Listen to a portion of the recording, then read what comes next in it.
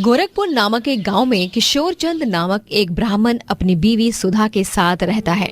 वो बहुत आलसी होता है और दिन रात बस घर पर आराम करता रहता है। सुधा किशोर चंद के इस बर्ताव से बहुत परेशान होती है। दिन रात बस सोना, खाना, पीना और फिर से सोना। हाँ, बस यही चल रहा है तुम्हारा। अरे तनिक मंदिर जाकर अपना काम करो। लोगों की शादियां, बच्चों के नामकरण, लोगों की कुंडली मिलान, न जाने कितने ग्राहक आकर गए, लेकिन तुम अपने आलस को छोड़ने से रहे। अरे सुधा, क्या तुम भी इतना सुनाती रहती हो मुझे? अरे मैंने तुमसे कहा ना, मुझे ये जग की मोह माया नहीं चाहिए। मुझे मेरे शंकर जी जरूर मदद करेंगे। वो मेरा साया बनकर हमेशा मेरे साथ ही रहते हैं। भगवान कभी भी किसी आलसी भक्त का साथ नहीं देते हैं, और तुम जो कहते रहते हो, तुम्हारे शंकर भगवान भी तुमसे निराश ही होंगे। इतना आलस करना किसी पाप से कम नहीं है। सुधा, अपनी बकर बकर बंद करो और जाओ, आज मेरे लिए वो पकौड़े वाली कढ़ी बनाओ। उसके साथ चावल और घी के फुलके, आहा, खाने का मजा ही कुछ और है। बस ठूसने का पता है, और कुछ काम तो तुमसे होगा नहीं कभी। किशोर चंद दिन रात बस खाता पीता और सोता रहता है। वो सुबह सवेरे उठकर शंकर भगवान की पूजा करके नाश्ता करता है और फिर से बिस्तर पकड़कर सो जाता है। और यूं ही वो केवल खाना खाने के लिए उठता है, और कभी कभार मन किया तो जंगल या गांव के किसी इलाके में टहलने चला जाता है। सुधा तो अपने आलसी पति से तंग आ चुकी थी। चिंता मत करो सुधा बिटिया, सब कुछ ठीक हो जाएगा। देखना तुम, दामाद जी जल्द ही फिर से ठीक हो जाएंगे और फुर्ती से सारे काम करने लगेंगे। ये मैं तुम्हें पूरे यकीन से कहती हूँ। ऐसा कभी नहीं होगा माँ, क्योंकि आपके दामाद ने खाना पीना और सोना, इन सब कामों से जीवन भर की दोस्ती कर ली है, और उन्हें इन कामों के अलावा दुनिया में और कोई काम दिखता ही नहीं है। दिन रात खेत में मैं किसानी करती हूँ, तब जाकर कुछ पैसे आ पाते हैं। बात तो तुम्हारी भी सही है। दामाद जी एक बहुत ही अच्छे और नामी ब्राह्मण थे, लेकिन अचानक से उन्हें ये क्या हो गया, कुछ समझ ही नहीं आया। मैं तो शंकर भगवान से रोज बस यही प्रार्थना करती हूँ कि मेरे पति जल्द से जल्द ठीक हो जाए। मुझे उनका ये रूप देखा ही नहीं जाता। आलस उन पर इतना हावी हो चुका है कि उन्हें किसी भी चीज की सूझबूझ नहीं रहती। एक दिन किशोर चंद यूं ही टहलते टहलते जंगल के रास्ते से गुजर रहा होता है। तभी उसे एक गरीब आदमी दलदल के भीतर फंसा हुआ दिखता है। उसे देखकर किशोर चंद उस गरीब आदमी की मदद कर उसे दलदल से बाहर निकालता है। तुम ठीक हो भाई? हाँ ब्राह्मण जी, आपका बहुत बहुत धन्यवाद मेरी जान बचाने के लिए। अरे इसमें क्या धन्यवाद। इतना कहते ही वो आदमी शंकर भगवान में बदल जाते हैं, और साक्षात शंकर भगवान को देख किशोर चंद की आंखें फटी की फटी रह जाती हैं। शंकर भगवान, आप यहाँ पर? हाँ किशोर चंद, तुम दिन रात मेरा स्मरण करते रहते हो, इसलिए मुझे तो तुमसे मिलने आना ही था। तुम आलसी हो, लेकिन समय आने पर तुमने एक गरीब मुश्किल में फंसे आदमी की मदद की। यही तुम्हारा अच्छा कर्म है। कहो, क्या उपहार चाहिए तुम्हें? शंकर जी, मुझे बस एक ही उपहार चाहिए, और वो है कि मैं जीवन भर बस मजे से आराम करता रहूं और कुछ काम न करूं। ठीक है किशोर चंद, मैं तुम्हारी इस मांग को स्वीकारता हूं, और मैं तुम्हें एक जादुई सैनिक दूंगा जो तुम्हें अपना राजा समझकर तुम्हारे सारे काम करेगा। इतना कहकर शंकर भगवान वहां पर अपनी जादुई शक्तियों से एक जादुई सैनिक प्रकट करते हैं। अरे वाह, ये तो गजब ही हो गया। ये सैनिक मेरा है, मेरा सैनिक, और मैं इसका राजा। हाँ किशोर चंद, लेकिन एक बात कान खोल कर सुन लो। इस जादुई सैनिक को तुम्हें 24 घंटे कुछ ना कुछ काम देना होगा।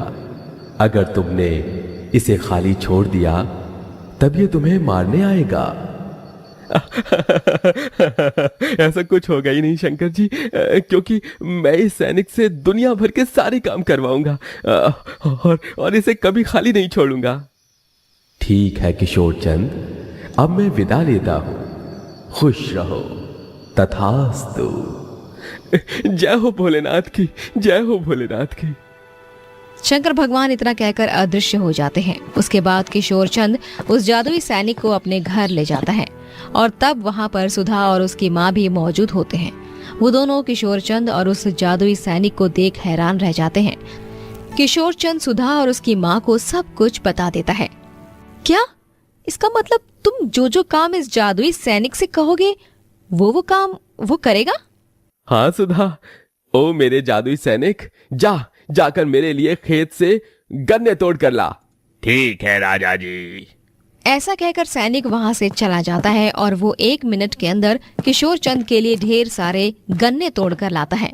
ये देख किशोर चंद, सुधा और उसकी माँ भौचक्का रह जाते हैं। ये क्या है? इस जादुई सैनिक ने तो 1 मिनट के अंदर ही ये सारे गन्ने तोड़ लाए।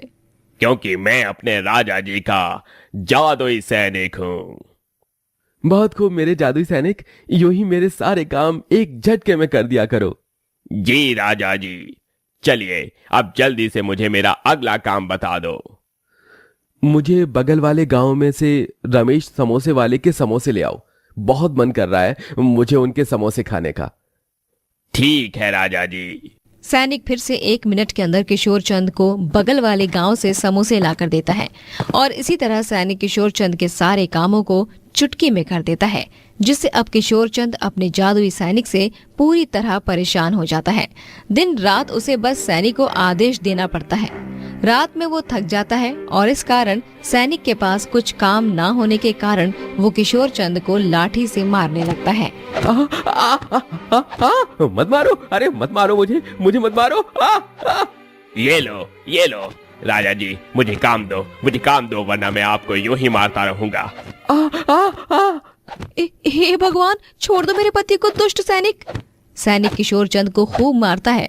तभी किशोर चंद जल्दी से उसे अपने लिए तबेले के गाय का दूध लाने को कहता है। तभी सुधा, माँ जी, मैं क्या करूं? मैं तो इस जादुई सैनिक को अपने साथ लाकर बुरी तरह फंस गया हूँ। ये तो हाथ धोकर मेरे पीछे ही पड़ गया है। शंकर भगवान, ये आपने कैसा उपहार दे दिया मुझे? मेरे पास उस जादुई सैनिक को हमेशा हमेशा के लिए दूर करने का तोड़ है, लेकिन आपको वादा करना होगा दामाद जी कि आप आज के बाद कभी भी आलस नहीं करोगे और हमेशा मेहनत और परिश्रम करके आगे बढ़ोगे और अपने सारे काम करोगे। हाँ माँ जी, मुझे माफ कर दीजिए, लेकिन मैं आपको वचन देता हूँ कि मैं आज के बाद कभी भी आलस नहीं करूंगा और मेहनत से अपने सारे काम करूंगा। ठीक है, हमें उस जादुई सैनिक को रोकने का तोड़ उसे काम देकर ही होगा, लेकिन हम उसे ऐसा काम देंगे जिसे वो कभी पूरा नहीं कर पाएगा। लेकिन माँ, ऐसा कौन सा काम है? जब वो आएगा तब उससे कहना कि गांव की नदी के पास जाकर 10 बार एक हाथ से ताली बजाकर आए, जो कि कभी नहीं हो सकता। अरे वाह, यह तो बहुत ही अच्छा उपाय है माँ जी, धन्यवाद। किशोर चंद अपनी सास के बताए गए उपाय को इस्तेमाल करता है और इस तरह सैनिक जिंदगी भर उस नदी के पास खड़े रहकर एक हाथ से ताली बजाने का खूब प्रयास करता रहता है, लेकिन कभी बजा नहीं पाता। वहीं शंकर भगवान द्वारा दी गई इस सीख से किशोर चंद को बहुत अच्छा सबक मिलता है और वो फिर कभी आलस नहीं करता और फुर्ती से सारे काम करने लगता है।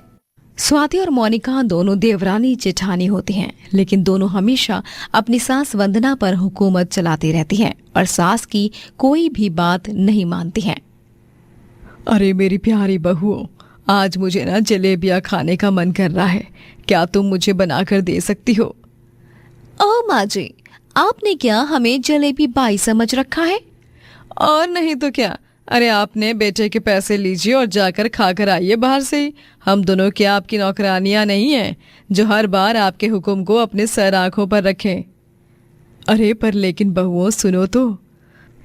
दोनों बहुएं अपने कानों में हेडफोन्स लगा लेती हैं और नाचने लगती हैं।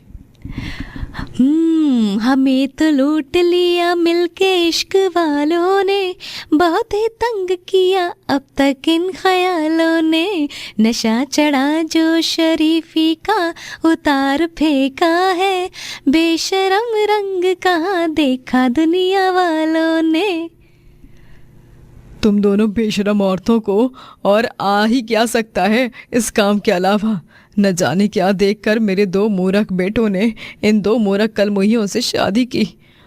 खुद तो दिन भर ऑफिस जाते हैं और रात में आकर रंगरलियां मनाते हैं, और दिन भर इन दोनों को ये नखरे मुझे सहन करने पड़ते हैं। फिर एक दिन जब वंदना की तबीयत खराब हो जाती है तब, हाँ बहुओं, अरे तनिक मुझे गरम हल्दी वाला दूध और दवाइयाँ तो दे दो, और वो गरम कंबल भी ओढ़ दो मेरे ऊपर। सॉरी माँ जी, लेकिन अभी हमारा स्पा सेशन है, एक्स्ट्रा पैसे देकर बुक करवाया है। अगर हम आपकी सेवा में जुट गए तो हम दोनों के पैसे, आपके बेटों के पैसे ही बर्बाद हो जाएंगे। इसीलिए बाय। दोनों देवरानी जेठानी अपनी सास को उस गंभीर हालत में अकेली छोड़कर चले जाते हैं। वंदना को अपनी दोनों बहुओं के इस व्यवहार का बहुत गुस्सा आता है और वो उसे दिन ठान लेती है। बस अब तो मुझे इन दोनों को सबक सिखाना ही होगा, क्योंकि जब तक इन्हें मैं सबक नहीं सिखाऊंगी इनकी अकल ठिकाने नहीं आएगी और इन्हें मेरी कीमत नहीं समझ आएगी। बस बहुत हुआ मेरा स्नेह, मेरा प्यार, बहुत हुआ। अब देखोगी तुम दोनों अपनी सास का नया अवतार। वंदना कुछ दिनों में ठीक हो जाती है। बहुओं, चलो चलो, अपना ये फालतू का जो काम है ना, इसे छोड़ो और जल्दी से पूरे घर को साफ करके चमका दो, क्योंकि थोड़े दिनों बाद तीज त्योहार शुरू हो जाएंगे। नहीं माँ जी, मेरी कमर में दर्द हो रहा है। और मेरा तो पूरा का पूरा बदन ही दर्द हो रहा है। अरे नास पीटियों, ऐसी कौन सी कसरत करने गई थी तुम दोनों जो तुम दोनों के बदन एक साथ दर्द कर रहे हैं? बताओ। हाँ, मैंने कहा ना कि मुझसे नहीं हो पाएगा कुछ भी। तो आपको हिंदी में बोला हुआ समझ में नहीं आता क्या? और नहीं तो क्या, हाथ धोकर पीछे ही पड़ जाती हैं ये बुढ़िया दो। Idiot nonsense. अरे ओ डुप्लीकेट अंग्रेजन, तुझे अगर अंग्रेजी गालियां देनी आती है तो मुझे भी देसी गालियां देनी आती हैं। और कसम पैदा करने वाले की, अगर मैंने तुम दोनों को गालियां देना शुरू कर दिया ना तो तुम दोनों के कानों से खून के झरने बहेंगे, समझी तुम दोनों? हाँ हाँ, जाओ जाओ। ठीक है, तो मैं जाती हूँ, लेकिन आज मैंने फैसला कर लिया है कि तुम दोनों को मैं अपनी करोड़ों की जायदाद में से एक फूटी कौड़ी भी नहीं देने वाली हूँ। ये बात सुनकर दोनों देवरानी जेठानी एकदम से चकित हो जाती हैं। करोड़ों की जायदाद? करोड़ों की जायदाद? क्या बात कर रही हो माँ जी? करोड़ों की जायदाद का हिस्सा हमें कैसे नहीं मिलेगा? माँ जी, आज से आप जो हुक्म करोगी मैं उसका पालन करूंगी, लेकिन मुझे जायदाद से बेदखल मत कीजिए।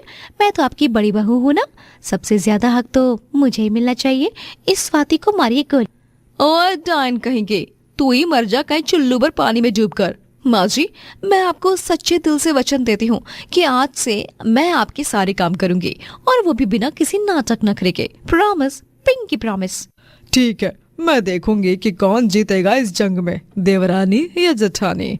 जो जीतेगा उसे ही मिलेगा जायदाद का हिस्सा। दोनों देवरानी जेठानी अपनी कमर कस लेती हैं और वो सास उन पर हुक्म चलाने लगती हैं। चलो स्वाति बहू, मोनिका बहू, आज तुम दोनों मेरे पैरों की मालिश करोगी। स्वाति एक पैर की और मोनिका दूसरे पैर की। ठीक है माँ जी। ठीक है माँ जी। स्वाति और मोनिका दोनों वंदना के पैरों की मालिश करने लगती हैं। अरे ओ निकम्मी, ठीक से मालिश कर। फोन चलाने में तो तेरी उंगलियों में बड़ी फुर्ती आती है, अब मेरी मालिश करते समय ऐसा क्यों फुस हो गई वो फुर्ती? हाँ, वंदना ऐसे ही अब रोजाना अपनी दोनों बहुओं से ढेर सारा काम करवाती है और दोनों को 1 मिनट के लिए भी आराम करने नहीं देती। माँ जी, मुझे ना चक्कर आ रहे हैं, इतनी पूड़ियाँ कौन खाने वाला है? इन पूड़ियों को तल तल कर तो मैं पागल हो जाऊंगी, और इन मसालों को पीस पीस कर देखो तो माँ जी, इस इडियट सिलबट्टे से मसाले पीस पीस कर क्या हाल हो गया है मेरे हाथों का। बस इतने ही से? हाँ, इतने से छाले पड़ गए? अरे छाले तो हमारे जमाने में हुआ करते थे, ये आजकल के छोई मोई लड़कियों को भी ना जरा सी चोट क्या लग गई तो पूरी की पूरी धरती आसमान सर पर उतार लेती हैं। हाँ चलो चलो, कोई बहाने नहीं, मंदिर में खाना भिजवाना है, कोई फालतू का काम नहीं कर रही हो तुम दोनों, पुण्य का काम कर रही हो। स्वाति और मोनिका की तो बैटरी पूरी तरह से लो हो चुकी थी, फिर भी वो दोनों काम किए ही जा रही थी और वंदना उनके मजे ले रही थी। काम कर कर के दोनों बहुओं की तबीयत इतनी खराब हो जाती है कि दोनों बिस्तर पकड़ लेती हैं और तभी उनकी देख रेख करने के लिए कोई नहीं आता सिवाय सास वंदना के, क्योंकि उनके पति बिजनेस ट्रिप पर गए होते हैं। माँ जी प्लीज दवाइयाँ दे दो ना। हाँ माँ जी, वो साधारण सिंपल खिचड़ी भी दे दो ना बनाकर, हालत बहुत खराब हो रही है। ना ना बहू, ना ना ना, मुझे तो किटी पार्टी में जाना है, मेरी सारी सहेलियां मेरा इंतजार कर रही होंगी अभी। इतिहास फिर से दोहराता है। जैसे दोनों बहुओं अपनी सास को बीमार हालत में अकेले छोड़कर चली गई थीं, ठीक वैसे ही वंदना अपनी दोनों बहुओं को बीमार हालत में अकेले छोड़कर चली जाती हैं और तब जाकर दोनों बहुओं की अकल ठिकाने आती है। दोनों को अपनी गलतियों का एहसास होने लगता है। यार मोनिका, शायद हमारी गलती है। जैसे हम माँ जी को बीमारी में अकेले छोड़कर चले गए थे ना, वैसे ही वो हमें छोड़कर चली गई। अब मुझे रियलाइज़ हो रहा है कि माँ जी पर क्या क्या बीती होगी जब वो अकेली ही घर का काम करती थी, जब वो अकेली ही रसोई में घंटों खड़े होकर गर्मी में खाना बनाती थी, जब वो भी हमारी तरह बीमार में अकेली पड़ गई थी। उतने में वहाँ पर वंदना आ जाती है। उसके एक हाथ में खिचड़ी की थाल होती है तो दूसरे हाथ में दवाइयाँ। तुम दोनों को क्या लगा कि मैं तुम जैसी हूँ? नहीं, मुझ में दिल है, इंसानियत है। माफ़ कीजिएगा माँ जी, हम दोनों ने बहुत गलत किया, हमें वैसे नहीं करना चाहिए था। अब जाकर हम दोनों को समझ में आया है कि आप पर क्या क्या बीती होगी जब हमारे काम आप किया करती थी। हम समझ गए हैं, हमें अपनी बेटी समझकर माफ़ कर दीजिए माँ जी। आओ मेरे पास आओ। वंदना अपनी दोनों बहुओं को अपने गले से लगाती है। हमें कोई जायदाद का हिस्सा वगैरह नहीं चाहिए माँ जी, हमें तो बस आपका प्यार और स्नेह चाहिए। हाँ माँ जी। हाँ बहुओं, वो तो है, लेकिन एक राज की बात बताऊं। दरअसल वो करोड़ों की जायदाद वाली बात झूठी थी, ताकि तुम दोनों को लालच के जरिए मैं सबक सिखा पाऊं। क्या माँ जी, आप भी ना?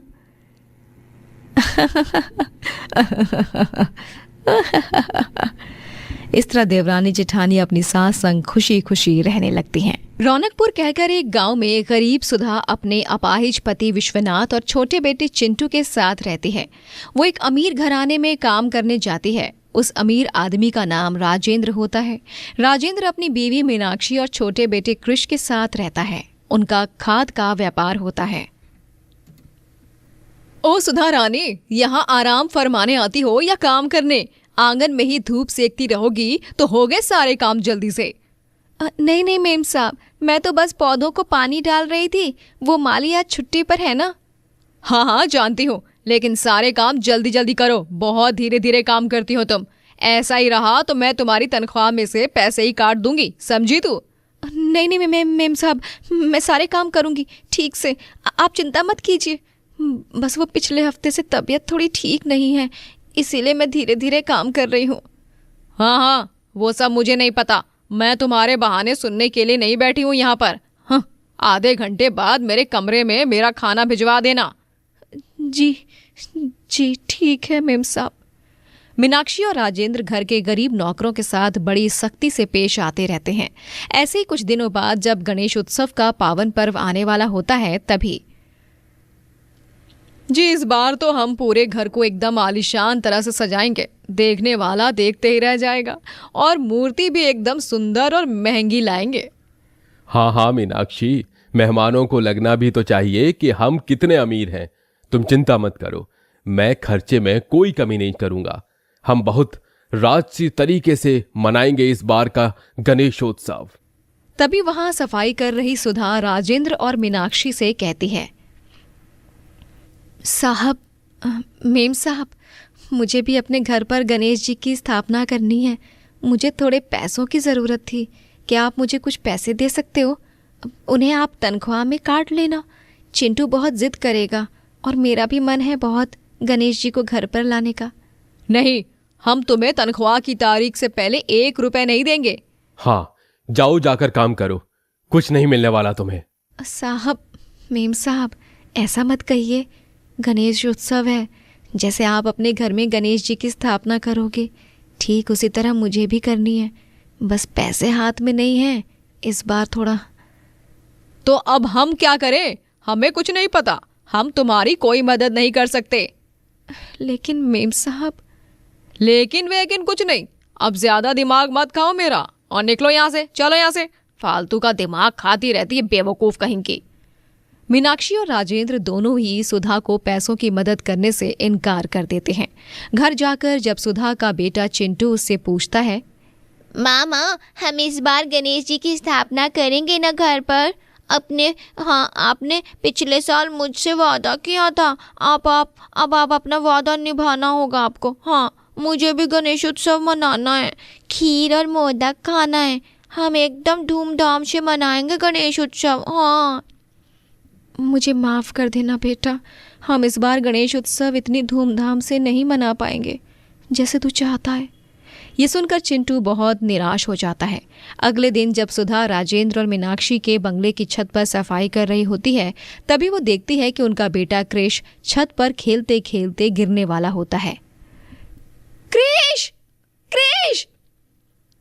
सुधा फौरन अपना काम छोड़कर क्रिश को बचाने जाती है और वक्त रहते ही वो उसे छत से गिरने से बचा लेती है। क्रिश, बेटा आप ठीक तो हो ना? आपको कहीं कोई चोट तो नहीं आई ना? नहीं सुधा आंटी, मैं ठीक हूँ, थैंक यू आंटी। तभी वहां पर राजेंद्र और मीनाक्षी आते हैं और क्रिश अपने माता पिता को बताता है कैसे सुधा ने वक्त रहते ही उसकी जान बचाई। क्या कह रहे हो? इस सुधा ने तुम्हारी जान बचाई? हाँ डैडी, मेरा पैर स्लिप होने वाला था लेकिन इन्होंने मेरी जान बचा ली। सुधा आंटी बहुत अच्छी है। कुछ अच्छी नहीं है ये बस अच्छा बनने का नाटक कर रही है। इसी ने तुम्हें यहाँ गिराने की कोशिश की होगी ताकि ये हमारी नजरों में अच्छी बन सके। मीनाक्षी एकदम सही कह रही है कृष बेटा, इस 2 कौड़ी की नौकरानी की ये चाल हमें बहुत अच्छे से समझ आ गई है। इसे लगा होगा कि हम इसकी इस हरकत से खुश होकर इसे पैसों की मदद करेंगे, लेकिन ऐसा कुछ भी नहीं होने वाला। साहब, ये आप दोनों क्या कह रहे हैं? आखिर मैं पैसों के लिए ये सब क्यों करूंगी? आप दोनों को जरूर कोई गलत फहमी हुई है।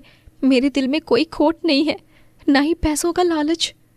अरे चुप रह तू, अच्छे से जानते हैं हम तुम जैसे गरीब और गंवार लोगों को, अमीरों को कैसे अपने झांसे में फंसाते हो तुम लोगों ने इसमें महारत हासिल की होती है, लेकिन हम तुम्हारे झांसे में नहीं फंसने वाले, समझी तुम? चलो निकलो अब यहाँ से, और कल से मेरे घर पर आने की कोई जरूरत नहीं है, हम नई काम वाली रख लेंगे। ऐसा मत कीजिए मेम साहब, अगर आपने मुझे काम से निकाल दिया तो मैं अपना घर कैसे चला पाऊंगी? आप तो जानती ही है ना कि मेरे पति अपाहिज है और मेरा एक छोटा बेटा है। साहब समझाइए ना मेम साहब को, ऐसा मत कीजिए, मैं आपके सामने हाथ जोड़ती हूँ। तुमने सुना नहीं मीनाक्षी ने क्या कहा? निकल जाओ यहाँ से, वरना हम तुम्हें धक्का मारकर बाहर निकाल देंगे। बेचारी सुधा को अपनी गलती ना होने के बावजूद भी वहां से निकलना पड़ता है। वो रोते हुए घर जाती है। हे गणपति बप्पा, आप तो विघ्नहर्ता हो, आप मेरी मदद क्यों नहीं कर रहे हैं? ये सब क्या हो रहा है मेरे जीवन में? ऊपर से ये सब देख गणेश जी को बहुत बुरा लगता है। मैं जानता हूं सुधा, तुम मेरी भक्त हो और तुम हार मानने वालों में से नहीं हो। सुधा निराश ना होकर अपने हाथों से गणेश जी की प्रतिमा बनाने लगती है। सुधा, तुम्हारा काम छूट गया है, फिर भी तुम इतना मुस्कुरा रही हो। जी, क्योंकि मैं जानती हूँ मेरे गणेश जी जरूर कुछ न कुछ करेंगे। मेरी भक्ति में कोई कमी नहीं रही है और गणेश जी को अपने इस भक्त की मदद करनी ही होगी।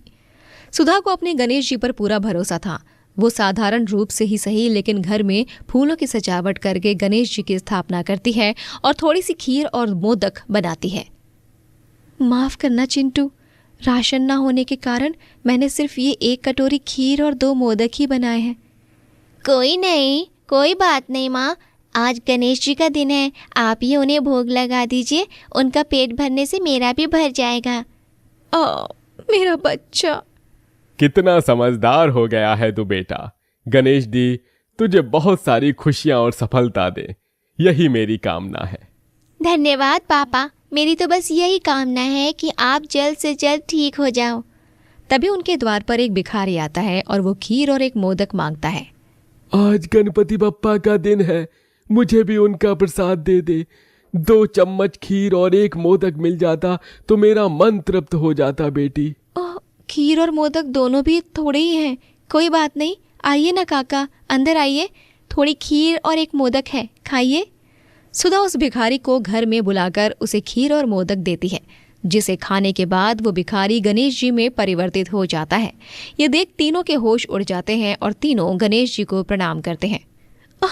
गणेश जी आप? ये तो चमत्कार ही हो गया। गणपति बप्पा मोरया।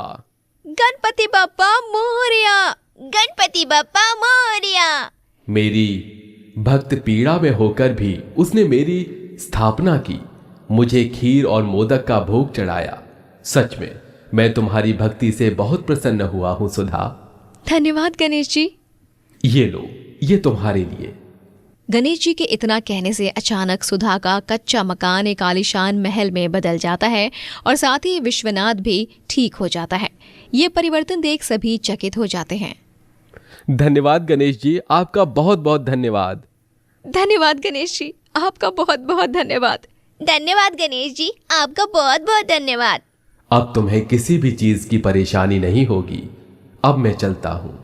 इतना कहकर गणेश जी वहां से अदृश्य हो जाते हैं और जहां एक तरफ गरीब सुधा और उसका परिवार अमीर हो जाता है, वहीं राजेंद्र और मीनाक्षी का बिजनेस ठप पड़ जाता है और वो गरीब हो जाते हैं। गणेश जी अपने भक्त के साथ इंसाफ करके बुरे लोगों को सजा दे देते हैं और फिर सुधा और उसका परिवार खुशी खुशी रहने लगता है। शिवा एक गरीब और अनाथ लड़का था। गरीब होने के बाद भी शिव लोगों की मदद किया करता था। वो अपना गुजारा करने के लिए लोगों के छोटे मोटे काम किया करता था। ऐसे एक दिन शिवा अपनी झोपड़ी के सामने झाड़ू लगा रहा था। तभी वहाँ एक लड़का आता है जो बेहद गंदा हो रखा था। वो शिवा के आगे फूट फूट कर रोने लगता है।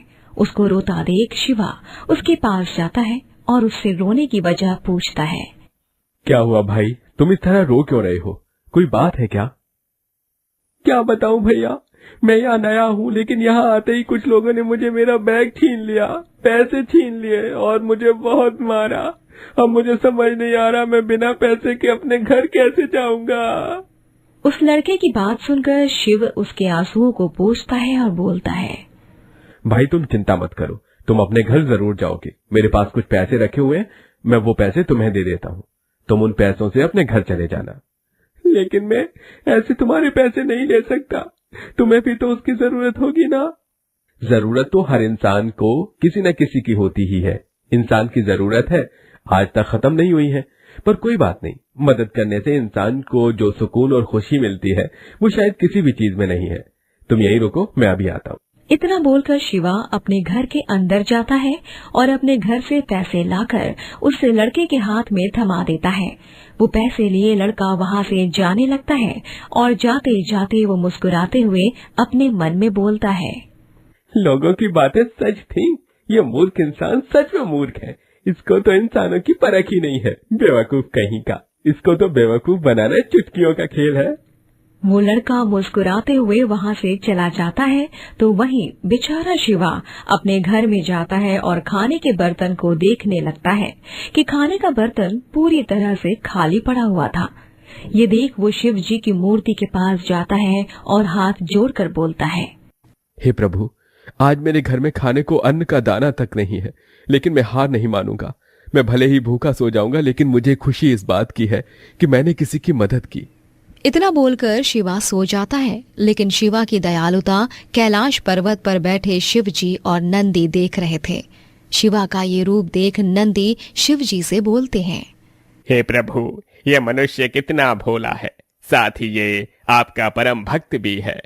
आप अपनी परम भक्त को इस तरह भूखे पेट सुला रहे हैं, ये आपको शोभा नहीं देता। नहीं नंदी, हम अपने परम भक्त को भूखा नहीं सुला सकते। हम अपने परम भक्त की हमेशा परीक्षा लेते हैं और हम शिवा की भी परीक्षा अवश्य लेंगे। परंतु प्रभु, आप और कितनी परीक्षा लेंगे बेचारे की? लोग तो उसे ठग कर जा रहे हैं। तुम बस देखते जाओ नंदी। इतना बोलकर शिवजी अपने हाथों से एक प्रकाश उत्पन्न करते हैं और शिवा की झोपड़ी के सामने कुएं में पानी की जगह सोना चांदी आ जाता है।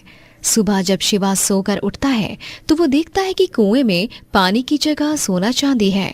ये देख शिवा की आंखें चमक उठती हैं। हे प्रभु, ये मैं क्या देख रहा हूँ? मेरे कुएं में पानी की जगह ये सोना चांदी कहाँ से आ गया? जो भी है, मैं इन सोने चांदी का क्या करूंगा? इससे तो अच्छा यह होगा कि मैं उन गरीबों की मदद कर दूं जिन्हें खाने पीने के लाले पड़ रहे हैं। इतना बोलकर शिवा अपने कुएं में से कुछ सोना चांदी लेकर दुकान पर जाता है और उन्हें बेचकर गरीबों के लिए कपड़े और खाना ले आता है। इस तरह वो उन सोना चांदी से गरीबों की मदद करता, परंतु खुद के लिए कुछ नहीं खरीदता। ऐसे ही समय बीतता है और बीतते समय के साथ कुएं का सोना चांदी खत्म होकर एक बार फिर उसमें पानी भर जाता है, लेकिन अब भी शिवा लोगों की मदद करता। ये देख एक बार फिर भगवान नंदी शिवजी से बोलते हैं, देख रहे हैं आप प्रभु, आपके परम भक्त के अंदर जरा भी लालच नहीं है। वो स्वयं भूखा रह जाता है, लेकिन वो छोटे बच्चों को या गरीब लोगों को भूखा सोने नहीं देता। आपने उसके सामने सोना चांदी रखा, परंतु उसने उस सोने चांदी से गरीब लोगों की ही मदद की। तुम सही बोल रहे हो नंदी। इतना बोलकर मुस्कुराते हुए शिवजी एक बार फिर अपना चमत्कार दिखाते हैं और शिवा की झोपड़ी को एक सोने का महल बना देते हैं। परंतु जब शिवा अपनी झोपड़ी को एक सोने का महल में देखता है तो वो उसको देख हैरान हो जाता है। ये कैसा अजीब चमत्कार है? मेरी एक टूटी फूटी झोपड़ी एक सोने के महल में कैसे तब्दील हो सकती है? मैं इस महल में नहीं रह सकता जो इंसान मिट्टी से जुड़ा है। भला वो इस सोने के महल में कैसे रह सकता है? मैं इस सोने के महल का त्याग करता हूँ और मैं अपने शिवजी के शिवलिंग के साथ यहाँ से दूर चला जाऊंगा।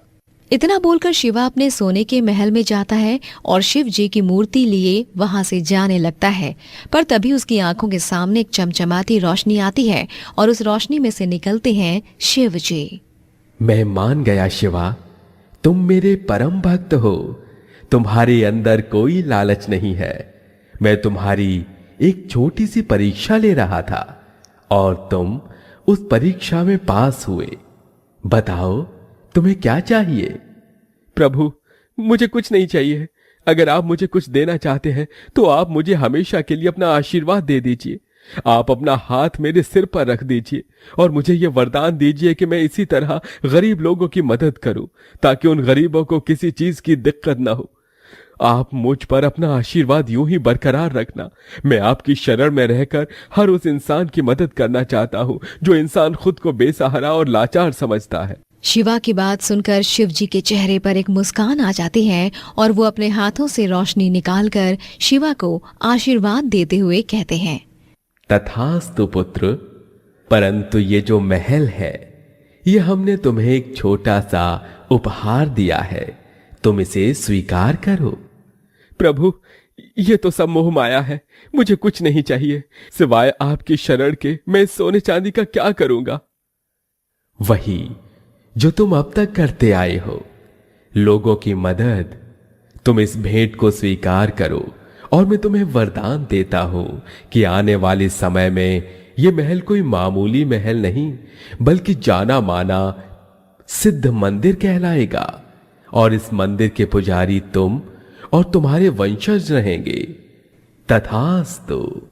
इतना बोलकर शिवजी वहां से चले जाते हैं। जैसे ही शिवजी वहां से जाते हैं, उन्हीं के स्थान पर अपने आप एक शिवलिंग प्रकट हो जाता है।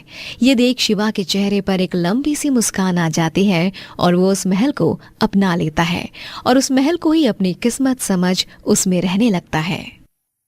हरिया एक छोटे से गांव में अकेले रहता था और अकेले ही छोटा मोटा काम करके अपना पेट पालता था। ऐसे एक दिन हरिया को बहुत जोर से भूख लग रही होती है। तभी हरिया के आगे से एक औरत जाती है जिसके हाथ में बहुत सारे फल होते हैं और वो मंदिर में चढ़ा के आ जाती है। ये देखकर हरिया उस औरत से कहता है, आपको इन भगवान को फल चढ़ाने से क्या मिल जाता है? अरे ना इनका मुंह है, ना पेट है, ना पर पैसे डालने से क्या फायदा? कैसे आदमी हो? अरे भगवान का मुंह और पेट सब होता है। जिन्होंने तुम्हें इंसान बनाया, खाने लायक बनाया, तुम उनके बारे में ही ऐसे कैसे बात कर सकते हो? थोड़ा भी भगवान का डर है तुम्हें? हाँ, थोड़ा भी तुम्हारे अंदर ये डर है? मैं आदमी तुम अंधे लोगों से बहुत सही हूं।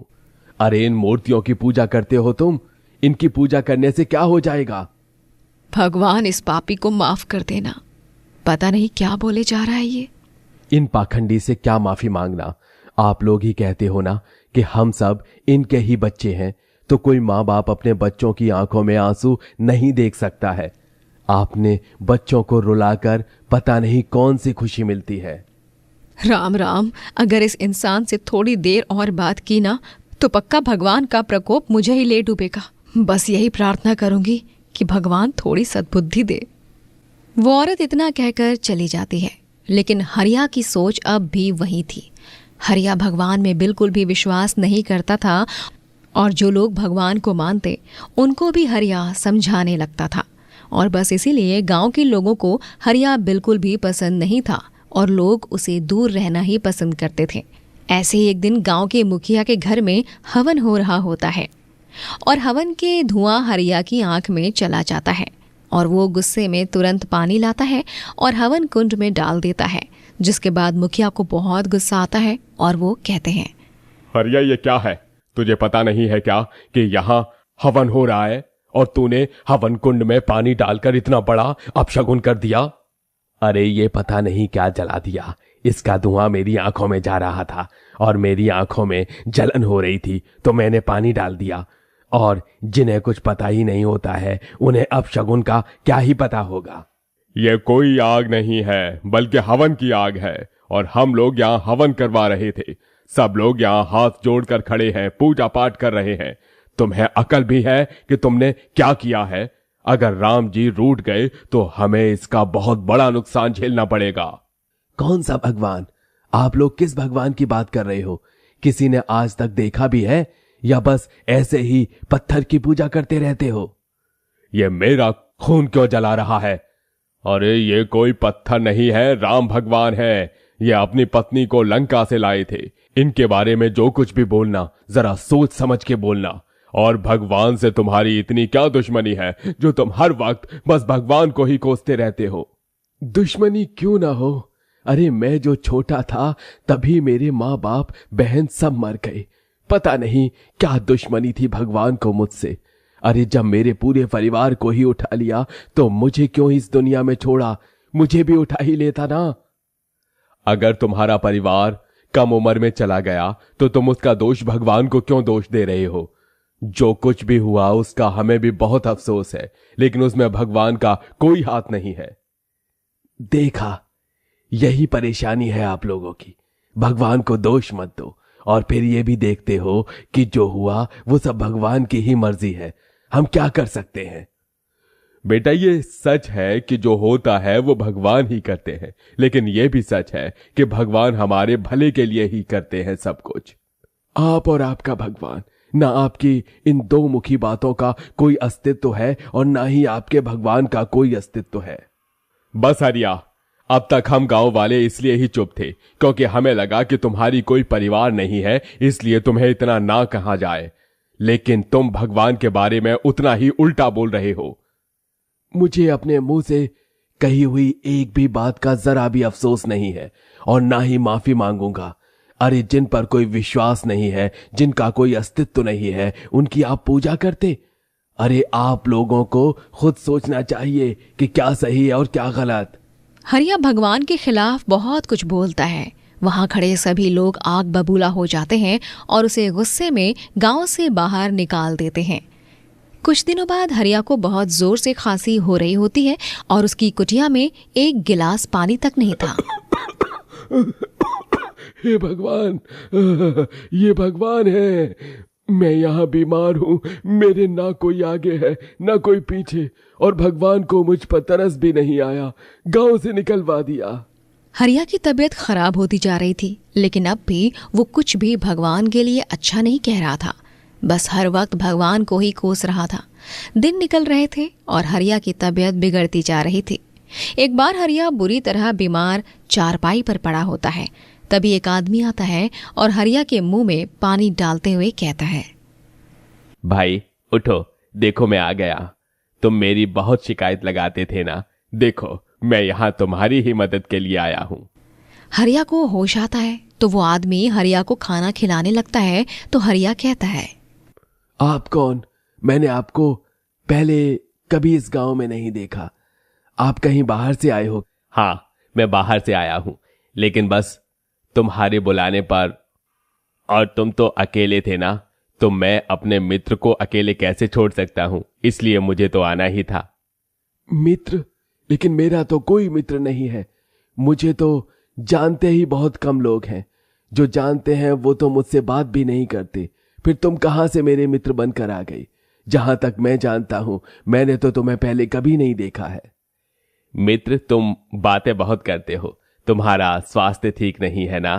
तो पहले कुछ खाना खा लो। ये प्रश्न उत्तर तो बाद में भी हो जाएंगे। हरिया उस आदमी की बात सुनकर बहुत चौंक जाता है, क्योंकि हरिया उस आदमी को जानता ही नहीं था। वो आदमी हरिया को खाना खिलाता है और जब तक हरिया बिल्कुल ठीक नहीं हो जाता, उसके पास बैठकर उसकी सेवा ही करता रहता है। काफी देर बाद हरिया ठीक हो जाता है तो वो देखता है कि वहाँ कोई आदमी नहीं है और एक रोशनी आती है जहाँ उसे राम जी दिखते हैं।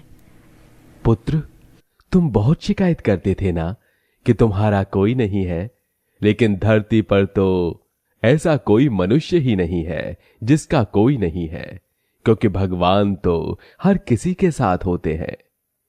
इसका मतलब आप ही हो जो इतनी देर से मेरी देखभाल कर रहे थे, मेरे खाने पीने का ध्यान रख रहे थे। पुत्र, तुम मनुष्य बहुत ही अच्छे हो, किंतु तुम कोई कमी न देखकर यदि खुद को पूरा करोगे तो कभी भी अकेला महसूस नहीं करोगे।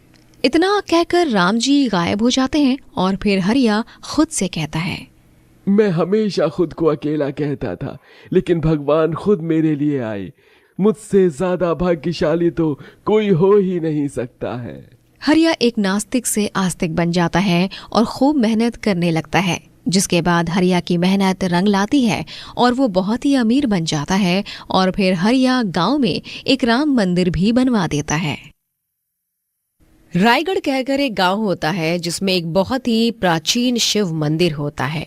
उस गांव के सरपंच विशांबर के परिवार में उसकी बहू को बेटा पैदा होता है। उसी खुशी में सरपंच गांव के मंदिर में शिव जी का सोने का त्रिशूल दान करता है। धन्यवाद सरपंच जी, आप सच में बहुत ही अच्छे और नेक आदमी हैं। शिव जी को त्रिशूल, वो भी सोने का। वाह वाह वाह वाह। धन्यवाद पुजारी जी। अब शिव जी ने हमारे घर एक नन्हा मेहमान लाए हैं, तो उनके लिए ये तो बहुत ही छोटी चीज है। मैं भगवान में बहुत विश्वास रखता हूं और यही है वो वजह मेरे दान पुण्य करने की। बाकी मैं तो बस अपने गांव वालों का भला होते हुए ही देखना चाहता हूं और कुछ नहीं। बहुत उच्च विचार हैं सरपंच जी आपके। मैं तो शिव जी से यही प्रार्थना करता हूं कि आपके परिवार में खुशियों की जगमगाहट यूं ही बनी रहे और सारे सदस्य चुस्त दुरुस्त और तंदुरुस्त रहें। धन्यवाद पुजारी जी। चलिए तो अब मैं चलता हूं। जी जी। सरपंच बहुत दान पुण्य करता है, लेकिन वो ये सब सिर्फ और सिर्फ दिखावे के लिए करता है ताकि लोग उसे ही हर बार सरपंच बनाए। वो अपने बेटे राघव से बात करता है तब। राघव बेटा, वो चावल की बोरियां और मिठाई के बॉक्स सभी पैक करके रख दिए हैं कि नहीं? कल मैं गांव में भाषण देने जाने वाला हूं, तभी उन्हें बांटने होंगे। कोई चिंता मत कीजिए बाबूजी, सब कुछ रेडी है। बस आपको कल जाकर गांव में अच्छा खासा लंबा चौड़ा भाषण देना है, जिससे गांव वाले प्रसन्न हो, और साथ ही ये सारा सामान भी बांट दो। शाबाश शाबाश मेरे लाल, तू ही मेरा नाम रोशन करेगा। तू भी सीख ले ये सब, कैसे गरीबों को 1 रुपया देकर हम अमीर लोग लाखों रुपए के मालिक बन सकते हैं। चांद पैसों से दान पुण्य करने में हर साल इस गांव का सरपंच बनता हूं और कायम यूं ही बनता रहूंगा। हाँ बाबूजी, बिल्कुल। सरपंच की हवेली में गोपालनाथ नामक एक गरीब आदमी रहता है। जब राघव और सरपंच दोनों आपस में बात कर रहे होते हैं, तभी गोपालनाथ उनके दरवाजे पर आकर खटखट करता है। अरे साहब जी, मैं अंदर आ सकता हूँ? क्या हुआ? कौन सी आफत आ गई? अब आजा अंदर। साहब जी, वो मैं। अरे बकरी की तरह मैं क्यों कर रहे हो? ये यही करते रहोगे या कुछ बकोगे भी? मेरी माँ के इलाज के लिए मुझे कुछ पैसे की जरूरत थी। मेरी माँ को दिल की बीमारी है साहब जी। कितने पैसे चाहिए? साहब जी, कुछ लगभग 2 से 3 लाख रुपए। 2 से 3 लाख रुपए? तेरा दिमाग खराब वराब हो गया है क्या? या तू भांग पीकर आया है यहाँ पे? और नहीं तो क्या, हम क्या तुझे बेवकूफ नजर आ रहे हैं क्या यहाँ पे, जो तुझ जैसे निकम्मे को इतने पैसे की मदद करें? साहब जी, ऐसा मत कीजिए, मुझे पैसों की सख्त जरूरत है। मैं आपके सारे पैसे पाई पाई करके वापस लौटा भी दूंगा।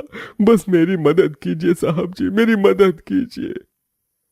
कहा ना तुझे, निकल जा यहां से, निकल जा, चल दफा हो जाए और अपने काम पर लग, वरना तुझे मैं काम से भी निकाल दूंगा। बेचारा गोपालनाथ निराश होकर उस कमरे से बाहर चला जाता है और अपने कामों में लग जाता है। रात में घर जाते समय उसे शिव मंदिर में एक चमचमाता हुआ सोने का त्रिशूल दिखाई देता है, लेकिन उस शिव मंदिर में कई सारे रखवाले भी होते हैं। सोने का त्रिशूल? लेकिन इतने सारे रखवाले होने के बाद मैं इस त्रिशूल तक कैसे पहुंच पाऊंगा? नहीं, मुझे इस त्रिशूल को चुराना ही होगा। हे भोलेनाथ, त्रिनेत्रधारी शिव जी, मैं आपके सोने के त्रिशूल को चुरा रहा हूं, मुझे माफ कर देना। मैंने कई लोगों से पैसों की मदद मांगी, लेकिन किसी ने मेरी मदद नहीं की। मैं असहाय हूं इस वक्त। गोपालनाथ अब वहां बैठकर शिव जी के त्रिशूल को चुराने के बारे में सोचने लगता है। तभी उसके दिमाग में एक तरकीब आती है। वो अपने घर से एक धूपदानी लाता है, जिसमें वो कुछ जलाता है, जिससे हर तरफ धुआं धुआं फैलने लगता है और उस धुएं से उन रखवालों को नींद आने लगती है। गोपालनाथ ने खुद की नाक को रुमाल से ढका होता है ताकि वो धुआं उसके नाक में ना जाए। एक के बाद एक सभी रखवाले उस धुएं की महक से सो जाते हैं और तभी वहां पर गोपालनाथ आकर सोने का त्रिशूल चुरा लेता है। वाह, ये त्रिशूल अब मेरा हुआ। अब मैं जल्दी से इसे दूसरे गांव में जाकर बेच देता हूँ और उन पैसों से मैं अपनी बूढ़ी बीमार माँ का इलाज करूंगा। फिर एक बार आपसे हाथ जोड़कर माफी मांगता हूं मैं शिव जी। अपने भक्त की पीड़ा को समझ लीजिए शिव जी, मैं मजबूर हूं। मेरे पास ये रास्ता चुनने के अलावा और कोई रास्ता ही नहीं बचा था। गोपालनाथ उस सोने के त्रिशूल को लेकर दूसरे गांव में जाता है और वहां वो एक सेठ को वो त्रिशूल बेचता है। उत्तम, अति उत्तम, बहुत ही बढ़िया और नया नवेला त्रिशूल है ये लो तुम्हारे पैसे गोपालनाथ। गोपालनाथ वो पैसे लेकर अपने गांव वापस लौट आता है और वो अपनी बूढ़ी माँ का इलाज कराने ले जाता है। गांव के शिव मंदिर से सोने का त्रिशूल गायब होने पर सरपंच बहुत गुस्सा हो जाता है। अरे हमें माफ कर दीजिए सरपंच जी, हम तो रखवाली करने बैठे ही थे, लेकिन तभी अचानक से न जाने कोई धुआं आया और हम सब गहरी नींद में चले गए। जी सरपंच जी, हमारी कोई गलती नहीं है, चोर ने बड़ी ही चालाकी से त्रिशूल की चोरी कर की है। राघव बेटा, पूरे गांव में तलाशी करो, हर एक घर में तलाशी करो, यहां तक कि आसपास के गांव में भी तलाशी करो। अगर चोर ने चोरी की होगी तो उसने इस गांव के किसी भी गहनों के व्यापारी को त्रिशूल नहीं बेचा होगा, उसने जरूर किसी आस पड़ोस के गांव के व्यापारी को ही वो त्रिशूल बेचा होगा। बाबूजी, आप चिंता मत कीजिए, मैं उस चोर को रंगे हाथ पकड़कर ही रहूंगा हर हाल में। हाँ बेटा। राघव और सरपंच के बाकी आदमी रायगढ़ के साथ साथ आस पड़ोस के सभी गांव में उस चोर को ढूंढना शुरू करते हैं और तब जाकर उन्हें वो सोने का त्रिशूल पड़ोस के गांव के उसी सेठ के पास मिलता है जिसे गोपालनाथ ने वो त्रिशूल बेचा होता है। उस सेठ को पैसे देकर वो त्रिशूल वापस लाया जाता है और गांव में आने के बाद सरपंच और गांववासी गोपालनाथ को खूब मारने लगते हैं और उस पर पथराव होने लगता है। तभी वहां पर स्वयं शिव जी प्रकट होते हैं और वो गोपालनाथ के आगे आ जाते हैं और उसका बचाव करते हैं।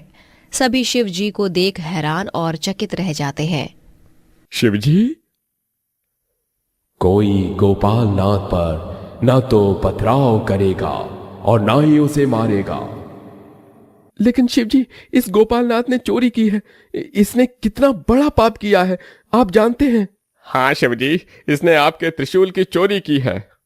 जैसे हर अच्छे काम के पीछे कोई कारण होता है, वैसे ही हर बुरे कर्म के पीछे कोई ना कोई कारण होता है।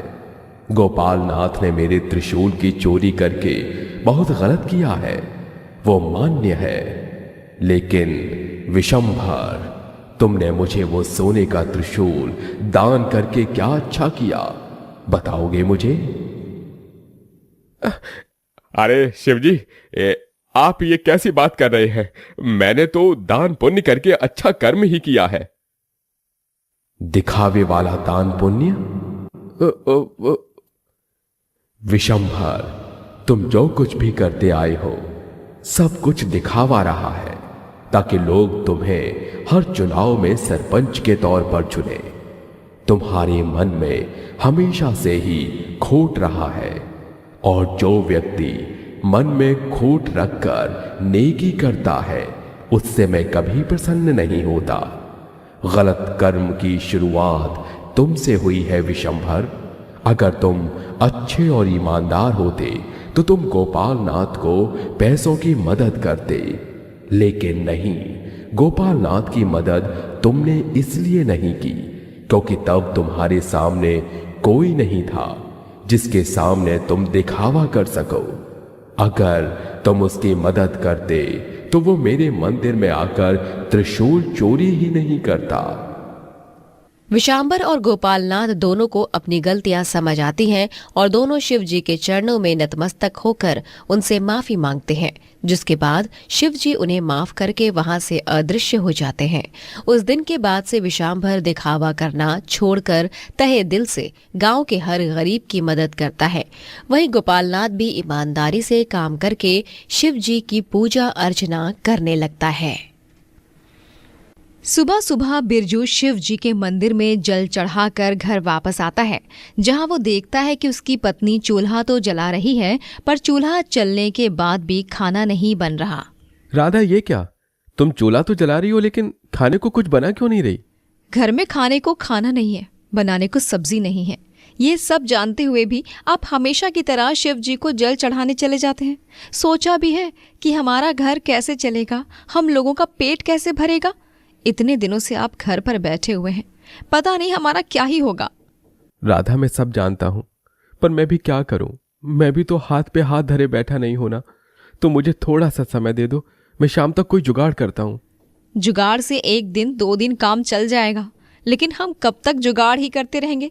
एक काम करते हैं, हम अपनी बैल को बेच देते हैं, उससे थोड़े पैसे आएंगे तो कुछ दिनों का हमारा गुजारा हो जाएगा, और तब तक आप कहीं काम देख लेना। ये तुम क्या बोल रही हो राधा? भला मैं अपने प्रीतम बैल को कैसे बेच सकता हूँ? तुम तो जानती हो ना कि मैं अपने प्रीतम से कितना प्यार करता हूँ। तुम्हारा प्रीतम किसी काम का तो है नहीं। देखो जी, हमें अभी बहुत सारी दिक्कतों का सामना करना पड़ रहा है, इसीलिए आप उसको बेच दो। वो हमारे किसी काम का नहीं है, उससे ना तो हमें कोई फायदा हो रहा है और ना ही अब हम उसको पालने में समर्थ हैं। नहीं, मैं अपने प्रीतम बैल को नहीं बेच सकता। राधा, तुम जानती हो मैं शिव भक्त हूं, और शिव भक्त होने के बाद भी मैं उनकी सवारी को अपने घर से बाहर कर दूं? नहीं राधा, नहीं, मुझसे ये नहीं होगा। मैं प्रीतम बैल को नहीं बेच सकता। याद करो, जब प्रीतम घर आया था तब तुम ही सबसे ज्यादा खुश थी। मैं खुश थी, और हमारे प्रीतम उनको बेचने की बात करते हुए मुझे भी काफी दुख हो रहा है। पर आप खुद सोचिए, हम अपना पेट तो भर नहीं पा रहे, अपनी बैल का पेट कहाँ से भरेंगे? देखो उसकी तरफ, वो भी कितनी कमजोर हो गई है। भगवान न करे अगर उसको इस घर में ही कुछ हो गया तो। पाप का भागीदार बनने से अच्छा है हम इसको कहीं किसी अच्छे घर में बेच देते हैं। अच्छे घर में रहेगा तो अच्छे से इसका खाना पीना हो पाएगा, और जब हमारे हालात ठीक होंगे तो हम फिर से अपने प्रीतम को वापस ले आएंगे। राधा की बात बिरजू को कहीं ना कहीं सही लग रही थी, इसीलिए अब वो ना चाहते हुए भी अपनी बैल बेचने को राजी हो जाता है, और वो अपनी नम आंखों से अपनी पत्नी की तरफ देखता है। तुम सही कह रही हो राधा। जब हमारे हालात सही होंगे तब मैं अपने प्रीतम बैल को वापस अपने घर ले आऊंगा। इतना कहकर बिरजू अपनी बैल को गले लगाता है और कुछ देर वो उसके साथ ही समय बिताता है। बिरजू अब अपनी बैल को लेकर घर से निकल जाता है। जंगल के रास्ते वो अपनी बैल को लेकर दूसरे गांव जा रहा था। थोड़ी दूर चलने के बाद बिरजू काफी थक जाता है। प्रीतम, मैं काफी थक गया हूं, और मैं जानता हूं कि तुम भी थक गए हो, इसलिए चलो अब आराम करते हैं। थोड़ी देर आराम करने के बाद हम दोबारा चलना शुरू कर देंगे। बिरजू अपनी बैल के साथ अब जंगल में ही आराम करने लगता है, पर तभी वहां से गुजरता हुआ एक सांप प्रीतम यानी कि बिरजू के बैल को डस लेता है। जैसे ही सांप बैल को काटता है, वैसे ही बैल जोर से आवाज लगाते हुए नीचे गिर जाता है। उसके प्रीतम को सांप ने काट लिया और उसकी बैल नीचे गिर गई। ये देख बिरजू फूट फूट कर रोने लगता है। हे शिव शंभु, ये क्या किया आपने? आपने अपने ही बैल को अपने सांप द्वारा कटवा दिया। मैं मजबूरी में भले ही इसको बेचने जा रहा था, पर मैं इससे अलग नहीं होता। मैं अपनी बैल के बिना नहीं रह सकता प्रभु, नहीं रह सकता। आपको अपने भक्त पर जरा भी दया नहीं आई। मेरी बैल मेरे साथ नहीं है तो मुझे भी जीने का कोई हक नहीं है। मुझे भी अपने पास बुला लो भोलेनाथ, मैं अपने प्रीतम के बिना नहीं रह सकता। बिरजू अपनी बैल के लिए इतना रोता है कि वो बेसुध होकर नीचे गिर जाता है। सीधे शब्दों में कहें तो बिरजू बेहोश हो जाता है। बिरजू को जरा भी होश नहीं था। दिन से शाम, शाम से रात और रात से अगला दिन हो जाता है, लेकिन बिरजू को होश नहीं आता है। बिरजू बेहोशी की हालत में पड़ा हुआ था कि तभी वहां एक रोशनी प्रकट होती है और उस रोशनी से प्रकट होते हैं स्वयं भोलेनाथ जी। उठो पुत्र, अपनी आंखें खोलो पुत्र। शिव जी की आवाज सुनकर बिरजू अपनी आंखें खोलता है और खुद के सामने शिव जी को देख वो उनके चरणों में गिरकर रोते हुए बोलता है, प्रभु आपकी ये कैसी माया है, आपने मुझसे मेरे प्रीतम बैल को छीन लिया। पुत्र, तुम क्यों इतना व्याकुल हो रहे हो? तुम ही अपने प्रीतम को बेचने के लिए जा रहे थे। अब जब ये तुम्हारे पास ना भी रहे तो क्या फर्क पड़ता है? नहीं भोलेनाथ, मेरे प्रीतम बैल में मेरे प्राण बसते हैं। मैं इसके बिना नहीं रह सकता। अपनी पत्नी के कहने पर मैं इसको बेचने के लिए निकला था, लेकिन मेरा हृदय जानता है कि मैं इसके बिना कैसे रहूंगा या फिर रह भी पाऊंगा या नहीं। पुत्र, तुम्हारी पवित्रता को मैं अच्छे से देख रहा था। मुझे पता है कि तुम मुझ में कितना विश्वास रखते हो। तुम्हारी पवित्रता और निस्वार्थ भाव को देखकर मैं तुम्हें एक वरदान देना चाहता हूं। बताओ, तुम्हें वरदान में क्या चाहिए? मुझे आपसे कुछ नहीं चाहिए प्रभु, मुझे तो बस मेरा प्रीतम चाहिए। मैं इसको खुद से कभी अलग नहीं करूंगा। तुम्हारी भक्ति भावना को देखकर मैं बहुत प्रसन्न हुआ और मैं तुम्हें ये वरदान देता हूं कि तुम्हारा प्रीतम तुमसे कभी भी अलग नहीं होगा। तथास्तु। इतना बोलकर शिव जी अंतर्ध्यान हो जाते हैं तो वहीं बिरजू की बैल के प्राण वापस आ जाते हैं। ये देख बिरजू की खुशी का कोई ठिकाना नहीं होता और वो अपनी बैल को लिए खुशी से अपने घर जाता है। बिरजू को बैल के साथ देखकर राधा कुछ समझ नहीं पाती और खुद से कहती है, मैंने इस आदमी को कहा था कि इस बैल को बेच दे, हमें इससे सिर्फ नुकसान ही हो रहा है, पर ये कहाँ सुनने वाला है। लेकिन बिरजू तो प्रीतम को बेचने को तैयार हो गए थे, फिर ये इसको वापस क्यों ले आए? मुझे इस बात का पता लगाना होगा। अजी सुनिए, आप तो इसको बेचने के लिए गए थे, फिर आप इसे वापस क्यों ले आए? तुम्हें मेरी बातों पर विश्वास नहीं होगा राधा, लेकिन सच बताऊं तो मुझे स्वयं भोलेनाथ ने मेरे प्रीतम बैल को लौटाया है। क्या मतलब? आप कहीं पागल तो नहीं हो गए ना? राधा की बात सुनकर बिरजू उसको सारी बात बता देता है। ये क्या बकवास कर रहे हो आप? भला ऐसे कैसे हो सकता है? मुझे सब समझ आ रहा है, यही कि आप ये मनगढ़ंत कहानियां क्यों बना रहे हैं, लेकिन मैं भी हार नहीं मानूंगी। मैं इस बैल को बेच कर ही रहूंगी। अरे खाने को लाले पड़े हैं पर आपको कुछ दिखाई नहीं दे रहा है। कितने प्यार से समझाया था, लेकिन सब धरा का धरा रह गया। राधा ने ठान लिया था कि वो प्रीतम को बेच ही देगी, इसीलिए जब बिरजू सोया होता है तो राधा चुपके से प्रीतम को लेकर जाती है, पर आवाज के चलते बिरजू उठ जाता है और अपनी पत्नी को बैल को ले जाते हुए देख लेता है, पर वो कुछ नहीं कहता और मुस्कुराते हुए दोबारा सो जाता है। तो वहीं दूसरी तरफ राधा बैल को बेच देती है और घर आकर सो जाती है। अगली सुबह जब वो उठती है तो देखती है कि प्रीतम वहीं खड़ा है। हैं? ये क्या? मैंने तो कल रात ही प्रीतम को बेच दिया था, फिर ये यहाँ कैसे आई? क्या हुआ राधा, इतनी हैरानी से तुम प्रीतम को क्या देख रही हो? कहीं ये तो नहीं सोच रही कि ये कहां से आई? तुमने तो इसको बेच दिया था। क्या कहना चाहते हो? राधा, जब रात को तुम इसे बेचने जा रही थी तब मैंने तुम्हें देख लिया। उस समय मैंने तुमसे कुछ नहीं कहा, क्योंकि मैं जानता हूं कि तुम चाहे इसको कितना भी खुद से और मुझसे दूर क्यों न कर लो, ये हमसे दूर नहीं होगा, क्योंकि स्वयं शिवजी ने मुझे इसके साथ का वरदान दिया है। मुझे क्या पागल समझा है? हो ना हो रात को जरूर मेरे पीछे आए होंगे और मेरे जाने के बाद इसको वापस ले आए होंगे, और अब बोल रहे हो कि वरदान मिला है। मैं सच बोल रहा हूं। राधा बिरजू की बात नहीं मानती है और गुस्से में चली जाती है। अगली रात फिर से राधा प्रीतम को बेच देती है, लेकिन फिर वही दोबारा होता है। अगली सुबह प्रीतम दरवाजे पर फिर मिलता है। राधा को कुछ समझ नहीं आता कि ये सब क्या हो रहा है। उसको लगता था कि बिरजू ही बैल को वापस ले आता है। इसीलिए एक रात राधा बिरजू को रस्सी से बांधकर घर में ताला लगाकर प्रीतम को बेचकर घर आती है, जहां वो देखती है कि अब भी बिरजू बंधा हुआ है। अब देखती हूँ कि आप, हाँ जी, प्रीतम को कैसे वापस लाते हो। बहुत बोलते हैं ना, भोलेनाथ का वरदान मिला है, अब पता चलेगा। राधा सच को मानने के लिए बिल्कुल तैयार नहीं थी और अगले दिन राधा अपने पति को उस बंधी हुई रस्सी से आजाद करती है। कुछ देर बाद जब वो घर से बाहर जाती है तो उसको अपनी आंखों पर विश्वास नहीं होता, क्योंकि प्रीतम दोबारा अपनी ही जगह पर होता है। मैंने कहा था ना, मेरा प्रीतम मुझसे कभी भी दूर नहीं हो सकता है। इतनी कोशिश कर चुकी हो तुम, लेकिन फिर भी कामयाब नहीं रही। ये कोई मामूली बैल नहीं राधा, ये अब शिवजी की जादुई बैल है जो भगवान ने स्वयं हमें खुद दी है। आप सही कह रहे हैं, ये शिवजी जादुई बैल हैं, ये प्रभु की ही लीला है। हे प्रभु, तेरी लीला अपरंपार है। राधा को अब बिरजू की बात पर विश्वास हो जाता है, जिसके बाद वो बैल को दोबारा बेचने की बात नहीं करती और उसे अपने बच्चे की तरह प्यार देती है। समय बीतता है और बीतते समय के साथ बिरजू की नौकरी मंदिर में पुजारी के तौर पर लग जाती है। देखते ही देखते अब उनकी हालत पहले से बेहतर भी हो जाती है। हिंदू धर्म में एकादशी का बहुत अधिक महत्व होता है। मार्गशीर्ष मास के कृष्णा पक्ष में पड़ने वाली एकादशी को उत्पन्न एकादशी के नाम से जाना जाता है। पद्म पुराण के अनुसार उत्पन्न एकादशी का व्रत करने से 1000 एकादशियों का फल मिल जाता है एवं पिछले जन्म के सारे पाप भी धुल जाते हैं। तो चलिए सुनते और देखते हैं मार्गशीर्ष मास के कृष्ण पक्ष की उत्पन्न एकादशी की कथा।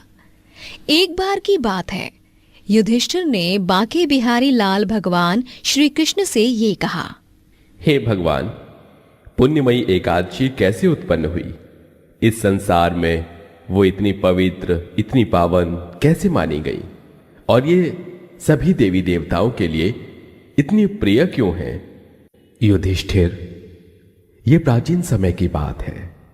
सतयुग में मूर नाम का एक दानव वास किया करता था। वो अत्यंत भयावह और विशाल था। उस महासुर ने इंद्रदेव को भी जीत लिया था। संपूर्ण देवता उससे परास्त होकर स्वर्ग से निकाले जा चुके थे। एक दिन सब देवता देवों के देव महादेव जी के पास गए और वहां इंद्रदेव ने शिव जी को सब कुछ बताया। हे त्रिनेत्रधारी देवों के देव महादेव, ये देवता स्वर्गलोक से निकाले जाने के बाद पृथ्वी पर दर दर भटक रहे हैं। मनुष्यों के बीच इन्हें शोभा नहीं देता। कोई तो उपाय दीजिए, हमें इस दुविधा भरे समय से बाहर निकालिए महादेव। देवराज इंद्र, जहां सबकी रक्षा करने वाले, सब पर अपना आशीर्वाद कायम बरसाने वाले, जग कल्याणी, जगत के स्वामी भगवान गरुड़ ध्वज विराजमान है, वहां जाइए। उनके शरण में जाने से वे आपकी रक्षा अवश्य ही करेंगे। धन्यवाद महादेव। कुंती नंदन, महादेव जी की यह बात सुनकर देवराज इंद्र सहित समस्त देवी देवता क्षीर सागर में भगवान विष्णु के पास गए और उनसे हाथ जोड़कर नतमस्तक होकर उन्होंने विनती की, हे देव देवेश्वर, आपको हमारा प्रणाम। देव, आप तो इस जगत के पिता हैं, आप सबका कल्याण करते हैं। जो भी दुखियारा आपके शरण में आता है, आप उसके सारे दुखों का संहार कर उसकी मदद करते हो, उसकी रक्षा करते हो। हे कमल नयन, हम सभी की रक्षा कीजिए। प्रणाम बुद्धिमान देवराज, कहो क्या दुविधा है? एक अत्यंत बुरे और भयानक महाबली मूर नामक दैत्य ने इन संपूर्ण देवताओं को जीतकर स्वर्ग से बाहर निकाल दिया है। भगवान, देवता भयभीत होकर आपकी शरण में आए हैं। हे जनार्दन, हमारी सहायता कीजिए, हमें उस राक्षस से बचाइए। देवराज इंद्र, ये राक्षस कैसा है? उसका रूप और बल कैसा है? उसका स्थान कहां है? हे मधुसूदन, पूर्व काल में ब्रह्मा जी के वंश में तालजंग नामक एक महान असुर उत्पन्न हुआ था, जो बहुत भयानक था। उसका पुत्र मूर दानव के नाम से विख्यात है। वो भी अत्यंत महापराक्रमी और देवताओं के लिए खतरे का संकट है। चंद्रावती नाम की एक प्रसिद्ध नगरी में उस दुष्ट का स्थान है। उस दुष्ट ने समस्त देवी देवताओं को परास्त कर स्वर्गलोक पर अपना राज कर लिया है। उसने एक दूसरे ही इंद्र को स्वर्ग के सिंहासन पर बिठाया है। अग्नि, चंद्रमा, सूर्य, वायु तथा वरुण भी उसने दूसरे ही बनाए हैं। मैं सत्य बतला रहा हूं। इंद्रदेव की ये बातें सुनकर भगवान विष्णु अत्यंत क्रोधित हो गए।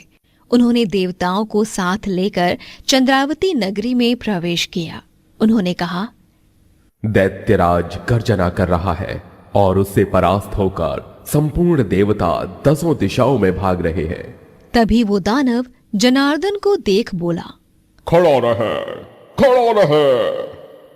अरे मूर्ख क्रूर राक्षस, मेरी इन भुजाओं को देख। विष्णु जी का क्रोध बढ़ गया। उन्होंने अपने दिव्य बाणों में से सामने अग्रसर हुए दुष्ट दानवों को मारना शुरू किया। सभी दानव घबराते हुए कांप उठे। विष्णु जी ने दैत्य सेना पर चक्र का प्रहार किया और उससे तितर बितर होकर सैकड़ों योद्धाओं की मृत्यु हो गई। इसके बाद भगवान विष्णु बद्रिकाश्रम को चले गए। वहां सिंहावती नामक एक गुफा थी जो 12 योजन लंबी थी। उस गुफा में एक ही दरवाजा था। भगवान विष्णु उसी में सो गए। वो दानव मोर भगवान विष्णु को मारने के प्रयास में तो लगा हुआ ही था और उसने भी उसी गुफा में प्रवेश किया। वहां भगवान को विश्राम करते देख उसे बड़ा आनंद हुआ। वो मन ही मन सोचने लगा, ये दानवों को घबराने वाला देवता है। मैं तो इसे अभी इसी क्षण मौत के मुख में भेज दूंगा। दानव के इस प्रकार विचार करते ही भगवान विष्णु के शरीर से एक कन्या प्रकट हुई जो बड़ी ही सौंदर्य संपूर्ण, सौभाग्यशालिनी तथा दिव्य अस्त्र शस्त्रों से श्रृंगारित थी। वो भगवान के तेज के अंश से उत्पन्न हुई थी। उसका बल और पराक्रम अति महान था। दानव मोर ने उस कन्या को देखा जब वो चकित रह गया। उस कन्या ने दानव मोर को युद्ध के लिए याचना देते हुए ललकारा। युद्ध छिड़ गया। कन्या सभी प्रकार की युद्ध कला में निपुण थी। उसने सभी अस्त्रों शस्त्रों का संहार कर उस राक्षस का सर उसके धड़ से अलग कर दिया, जिसके बाद उस दानव की मृत्यु हो गई और वो खत्म हो गया।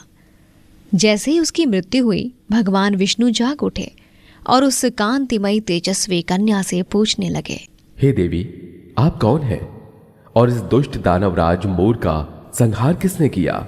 तभी उस कन्या ने हाथ जोड़े और विनम्र होकर भगवान विष्णु से कहा, हे भक्तवत्सल देवेश्वर भगवान विष्णु, मैं आपके ही शरीर से उत्पन्न हुई हूँ और ये दानव आपको हानि पहुंचाना चाहता था। उसी लक्ष्य से ये इस गुफा में आया था। इसी कारण हेतु मैंने इसका वध किया।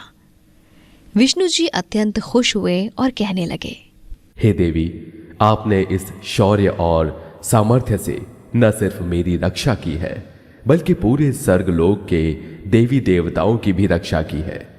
मैं आपसे बहुत प्रसन्न हुआ हूं। कहिए, क्या वरदान चाहिए आपको? हे पूरन पुरुषोत्तम, मुझे ये जानकर बहुत आश्चर्य और खुशी हुई। आपसे मैं केवल ये वरदान चाहती हूँ जो कि मैं आज इस पावन दिन में उत्पन्न हुई हूँ।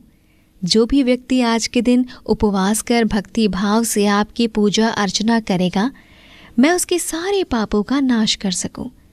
जो भी व्यक्ति आज के दिन उपवास की विधि का पालन करे, आप उस व्यक्ति को सुख, संपत्ति, समृद्धि, सद्बुद्धि और सबसे महत्वपूर्ण उसे मोक्ष भी प्रदान करेंगे। यही मेरी कामना है। कल्याणी, तुम जो चाहती हो वो सब पूर्ण होगा। आप मेरी आध्यात्मिक शक्ति के रूप में कृष्ण पक्ष के 11वें दिन उत्पन्न हुई हैं, इसलिए ये समस्त संसार आपको एकादशी के नाम से जानेगा। युधिष्ठिर, ऐसा वरदान पाकर महाव्रता एकादशी बहुत प्रसन्न हुई। दोनों पक्षों की एकादशी समान रूप से कल्याण करने वाली है। इसमें कृष्ण और शुक्ल का भेद नहीं करना चाहिए। यदि उदय काल में थोड़ी सी एकादशी मध्य में पूरी द्वादशी और अंत में किंचित त्रयोदशी हो तो वो त्रिस्पुरुषा एकादशी कहलाती है। वो भगवान को बहुत ही प्रिय है। यदि एक त्रिपुरुषा एकादशी को उपवास कर लिया जाए तो 1000 एकादशी व्रतों का फल प्राप्त होता है। इतना ही नहीं बल्कि इसी प्रकार द्वादशी में पारण करने पर 1000 गुना फल माना गया है।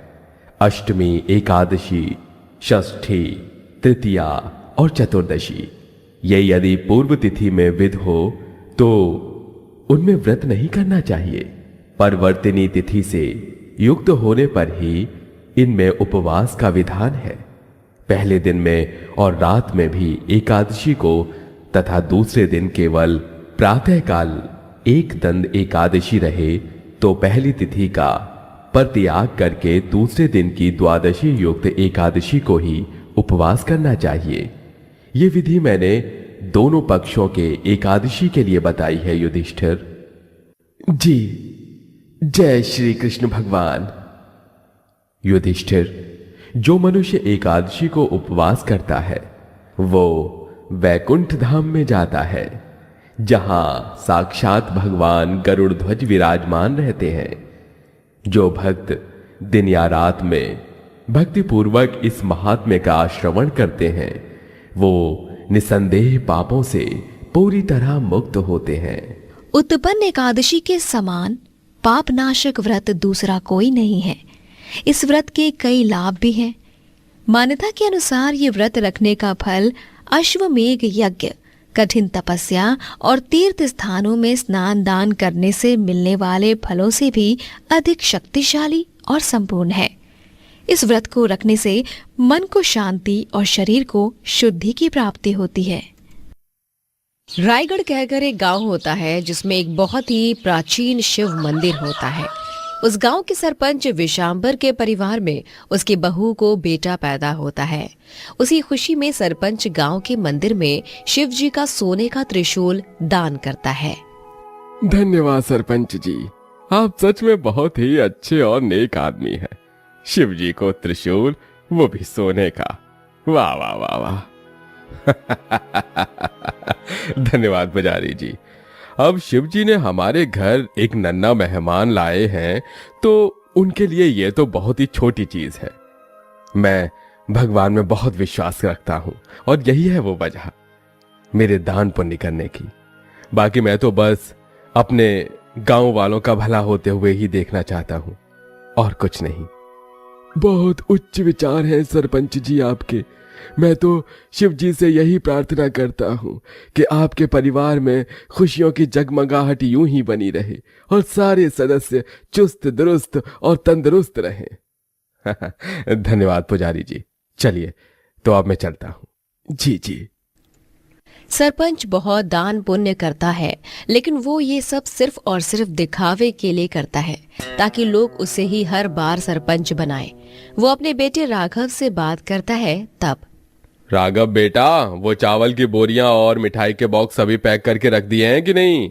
कल मैं गांव में भाषण देने जाने वाला हूँ, तभी उन्हें बांटने होंगे। कोई चिंता मत कीजिए बाबूजी, सब कुछ रेडी है। बस आपको कल जाकर गांव में अच्छा खासा लंबा चौड़ा भाषण देना है जिससे गांव वाले प्रसन्न हो और साथ ही ये सारा सामान भी बांट दो। शाबाश शाबाश मेरे लाल, तू ही मेरा नाम रोशन करेगा। तू भी सीख ले ये सब, कैसे गरीबों को 1 रुपया देकर हम अमीर लोग लाखों रुपए के मालिक बन सकते हैं। चांद पैसों से दान पुण्य करने में हर साल इस गांव का सरपंच बनता हूं और कायम यूं ही बनता रहूंगा। हाँ बाबूजी, बिल्कुल। सरपंच की हवेली में गोपालनाथ नामक एक गरीब आदमी रहता है। जब राघव और सरपंच दोनों आपस में बात कर रहे होते हैं तभी गोपालनाथ उनके दरवाजे पर आकर खटखट करता है। अरे साहब जी, मैं अंदर आ सकता हूँ? क्या हुआ? कौन सी आफत आ गई? अब आजा अंदर। साहब जी, वो मैं। अरे बकरी की तरह मैं क्यों कर रहे हो? ये यही करते रहोगे या कुछ बकोगे भी? मेरी माँ के इलाज के लिए मुझे कुछ पैसे की जरूरत थी। मेरी माँ को दिल की बीमारी है साहब जी। कितने पैसे चाहिए? साहब जी, कुछ लगभग 2 से 3 लाख रुपए। 2 से 3 लाख रुपए? तेरा दिमाग खराब वराब हो गया है क्या? या तू भांग पी कर आया है यहाँ पे? और नहीं तो क्या, हम क्या तुझे बेवकूफ नजर आ रहे हैं क्या यहाँ पे, जो तुझ जैसे निकम्मे को इतने पैसे की मदद करें? साहब जी, ऐसा मत कीजिए, मुझे पैसों की सख्त जरूरत है। मैं आपके सारे पैसे पाई पाई करके वापस लौटा भी दूंगा। बस मेरी मदद कीजिए साहब जी, मेरी मदद कीजिए। कहा ना तुझे, निकल जा यहां से, निकल जा, चल दफा हो जाए और अपने काम पर लग, वरना तुझे मैं काम से भी निकाल दूंगा। बेचारा गोपालनाथ निराश होकर उस कमरे से बाहर चला जाता है और अपने कामों में लग जाता है। रात में घर जाते समय उसे शिव मंदिर में एक चमचमाता हुआ सोने का त्रिशूल दिखाई देता है, लेकिन उस शिव मंदिर में कई सारे रखवाले भी होते हैं। सोने का त्रिशूल? लेकिन इतने सारे रखवाले होने के बाद मैं इस त्रिशूल तक कैसे पहुंच पाऊंगा? नहीं, मुझे इस त्रिशूल को चुराना ही होगा। हे भोलेनाथ, त्रिनेत्रधारी शिव जी, मैं आपके सोने के त्रिशूल को चुरा रहा हूँ, मुझे माफ कर देना। मैंने कई लोगों से पैसों की मदद मांगी, लेकिन किसी ने मेरी मदद नहीं की। मैं असहाय हूँ इस वक्त। गोपालनाथ अब वहां बैठकर शिव जी के त्रिशूल को चुराने के बारे में सोचने लगता है। तभी उसके दिमाग में एक तरकीब आती है। वो अपने घर से एक धूपदानी लाता है, जिसमें वो कुछ जलाता है, जिससे हर तरफ धुआं धुआं फैलने लगता है और उस धुएं से उन रखवालों को नींद आने लगती है। गोपालनाथ ने खुद की नाक को रुमाल से ढका होता है ताकि वो धुआं उसके नाक में ना जाए। एक के बाद एक सभी रखवाले उस धुएं की महक से सो जाते हैं और तभी वहां पर गोपालनाथ आकर सोने का त्रिशूल चुरा लेता है। वाह, ये त्रिशूल अब मेरा हुआ। अब मैं जल्दी से इसे दूसरे गांव में जाकर बेच देता हूँ और उन पैसों से मैं अपनी बूढ़ी बीमार माँ का इलाज करूंगा। फिर एक बार आपसे हाथ जोड़कर माफी मांगता हूँ मैं शिव जी। अपने भक्त की पीड़ा को समझ लीजिए शिव जी, मैं मजबूर हूँ। मेरे पास ये रास्ता चुनने के अलावा और कोई रास्ता ही नहीं बचा था। गोपालनाथ उस सोने के त्रिशूल को लेकर दूसरे गांव में जाता है और वहां वो एक सेठ को वो त्रिशूल बेचता है। उत्तम, अति उत्तम, बहुत ही बढ़िया और नया नवेला त्रिशूल है ये लो तुम्हारे पैसे गोपालनाथ। गोपालनाथ वो पैसे लेकर अपने गांव वापस लौट आता है और वो अपनी बूढ़ी माँ का इलाज कराने ले जाता है। गांव के शिव मंदिर से सोने का त्रिशूल गायब होने पर सरपंच बहुत गुस्सा हो जाता है। अरे हमें माफ कर दीजिए सरपंच जी, हम तो रखवाली करने बैठे ही थे, लेकिन तभी अचानक से न जाने कोई धुआं आया और हम सब गहरी नींद में चले गए। जी सरपंच जी, हमारी कोई गलती नहीं है, चोर ने बड़ी ही चालाकी से त्रिशूल की चोरी कर की है। राघव बेटा, पूरे गांव में तलाशी करो, हर एक घर में तलाशी करो, यहाँ तक कि आसपास के गांव में भी तलाशी करो। अगर चोर ने चोरी की होगी तो उसने इस गांव के किसी भी गहनों के व्यापारी को त्रिशूल नहीं बेचा होगा। उसने जरूर किसी आस पड़ोस के गांव के व्यापारी को ही वो त्रिशूल बेचा होगा। बाबूजी, आप चिंता मत कीजिए, मैं उस चोर को रंगे हाथ पकड़कर ही रहूंगा, हर हाल में। हाँ बेटा। राघव और सरपंच के बाकी आदमी रायगढ़ के साथ साथ आस पड़ोस के सभी गांव में उस चोर को ढूंढना शुरू करते हैं और तब जाकर उन्हें वो सोने का त्रिशूल पड़ोस के गांव के उसी सेठ के पास मिलता है जिसे गोपालनाथ ने वो त्रिशूल बेचा होता है। उस सेठ को पैसे देकर वो त्रिशूल वापस लाया जाता है और गांव में आने के बाद सरपंच और गांववासी गोपालनाथ को खूब मारने लगते हैं और उस पर पथराव होने लगता है। तभी वहां पर स्वयं शिव जी प्रकट होते हैं और वो गोपालनाथ के आगे आ जाते हैं और उसका बचाव करते हैं। सभी शिव जी को देख हैरान और चकित रह जाते हैं। शिव जी, कोई गोपालनाथ पर न तो पथराव करेगा और ना ही उसे मारेगा। लेकिन शिव जी, इस गोपालनाथ ने चोरी की है, इसने कितना बड़ा पाप किया है, आप जानते हैं। हाँ शिव जी, इसने आपके त्रिशूल की चोरी की है। जैसे हर अच्छे काम के पीछे कोई कारण होता है, वैसे ही हर बुरे कर्म के पीछे कोई ना कोई कारण होता है। गोपालनाथ ने मेरे त्रिशूल की चोरी करके बहुत गलत किया है, वो मान्य है, लेकिन विशंभर, तुमने मुझे वो सोने का त्रिशूल दान करके क्या अच्छा किया, बताओगे मुझे? अरे शिवजी, आप ये कैसी बात कर रहे हैं? मैंने तो दान पुण्य करके अच्छा कर्म ही किया है। दिखावे वाला दान पुण्य? विशंभर, तुम जो कुछ भी करते आए हो सब कुछ दिखावा रहा है, ताकि लोग तुम्हें हर चुनाव में सरपंच के तौर पर चुने। तुम्हारे मन में हमेशा से ही खोट रहा है, और जो व्यक्ति मन में खोट रखकर नेकी करता है उससे मैं कभी प्रसन्न नहीं होता। गलत कर्म की शुरुआत तुमसे हुई है विशंभर। अगर तुम अच्छे और ईमानदार होते तो तुम गोपाल नाथ को पैसों की मदद करते, लेकिन नहीं, गोपाल नाथ की मदद तुमने इसलिए नहीं की क्योंकि तब तुम्हारे सामने कोई नहीं था जिसके सामने तुम दिखावा कर सको। अगर तुम उसकी मदद करते तो वो मेरे मंदिर में आकर त्रिशूल चोरी ही नहीं करता। विशांबर और गोपालनाथ दोनों को अपनी गलतियां समझ आती हैं और दोनों शिव जी के चरणों में नतमस्तक होकर उनसे माफी मांगते हैं, जिसके बाद शिव जी उन्हें माफ करके वहां से अदृश्य हो जाते हैं। उस दिन के बाद से विशांबर दिखावा करना छोड़कर तहे दिल से गांव के हर गरीब की मदद करता है।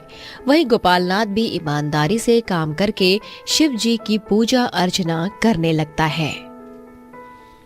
रंजनपुर कहकर एक गांव में सयूरी मोमोज वाली बहुत मशहूर होती है।